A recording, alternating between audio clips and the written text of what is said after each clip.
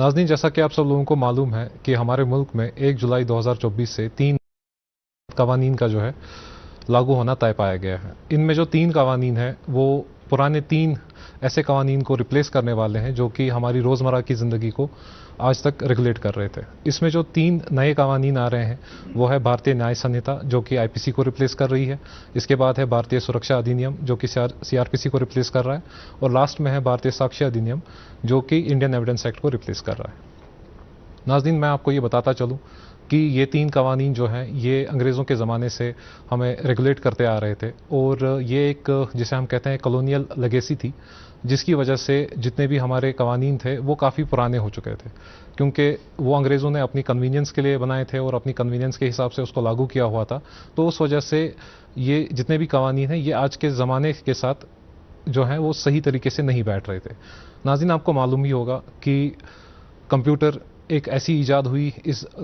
दौर में जो कि हमारी ज़िंदगी को आज काफ़ी ज़्यादा रेगुलेट कर रही है, जिसमें इंटरनेट आया है। ट्रांसपोर्टेशन भी काफ़ी ज़्यादा बढ़ गया, जिसकी वजह से जो लोग हैं वो बहुत सारी जगहों पे काफ़ी जल्दी पहुंच जाते हैं। ये वजह है कि कुछ नए जराइम हमारे सामने पेश आने लग गए और जो ये पुराने कवानीन थे ये इन्हें रेगुलेट नहीं कर पा रहे थे। तो जो अब नए कवानीन आए हैं जिसमें कि भारतीय न्याय संहिता है जिसने आईपीसी को रिप्लेस किया है, उसमें इन सारे कवानीन का जो है जिक्र और इन सारे जो रिक्वायरमेंट्स का जिक्र आया है, जिसमें आपका कंप्यूटर है और जो आपके ट्रांसपोर्टेशन की वजह से जो क्राइम्स बढ़े हैं जिसमें ऑर्गेनाइज्ड क्राइम भी आता है जो कि अब सेक्शन 111 जो है उसे रेगुलेट कर रहा है। इन कवानीन की वजह से जो हमारे काफ़ी सारे क्राइम्स ऐसे थे जिनको आज तक हम कभी देख नहीं पाते थे या पुलिस इनको उस इफेक्टिवली से कर्ब नहीं कर पाती थी, उस वजह से क्योंकि इन कवानीन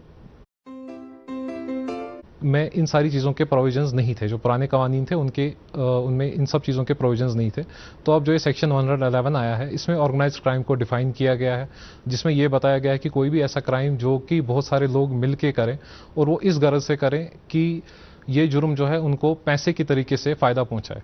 तो इसमें ऑर्गेनाइज्ड क्राइम को रखा गया है। और इसके साथ साथ जो है इसमें पेटी ऑर्गेनाइज्ड क्राइम्स को या पेटी सिंडिकेट्स को भी रखा गया है। नाज़रीन, आपको मालूम ही होगा कि हिंदुस्तान जब से आज़ाद हुआ उसके बाद से इसमें बहुत सारे ऐसे नए नए जुर्म देखने को मिले जो कि कुछ फैमिलीज़ या कुछ कार्टल्स जिनको मैं कहूँगा, जिन्हें अंग्रेज़ी में अंडरवर्ल्ड भी कहा जाता है, उन लोगों की शह पे ये सब चीज़ें होने लग गई और पुलिस इनको इफेक्टिवली कर्ब करने में नाकाम थी क्योंकि इन सब चीज़ों के लिए कवानीन मौजूद नहीं थे। तो अब सेक्शन 111 यही चीज़ों को मद्देनज़र रखते हुए बनाया गया है, जो कि नई भारतीय न्याय संहिता है। इसमें इन चीज़ों को मद्देनज़र रखते हुए ये चीज़ें बनाई गई हैं कि जो कोई भी फैमिली या जो कोई भी ग्रुप एक होगा लोगों का जो किसी भी ऑर्गेनाइज्ड क्राइम में, ऑर्गेनाइज्ड क्राइम का मतलब ये कि जो एक पूरे ही तश्कील के साथ ये क्राइम दिया जाए, उसको अंजाम दिया जाए ताकि वो पुलिस के जो कंट्रोल है उससे वो बच सकें या जो कानून के जो बाजू होते हैं उनसे वो बच सकें, उन चीज़ों के लिए इस सेक्शन को लाहे अमल में लाया गया है। तो अब ये चीज़ है कि जो कोई भी इस चीज़ को समझ के कि हम काफ़ी सारे लोग हैं इसमें या हम एक ऑर्गेनाइज सेटअप से चल रहे हैं और एक ऑर्गेनाइज्ड क्राइम कर रहे हैं, तो वो अभी तक बच रहे थे। अब कानून को ये पावर दे दिया गया है भारतीय न्याय संहिता के हिसाब से कि वो अब इस कानून की गिरफ्त में आना स्टार्ट करेंगे।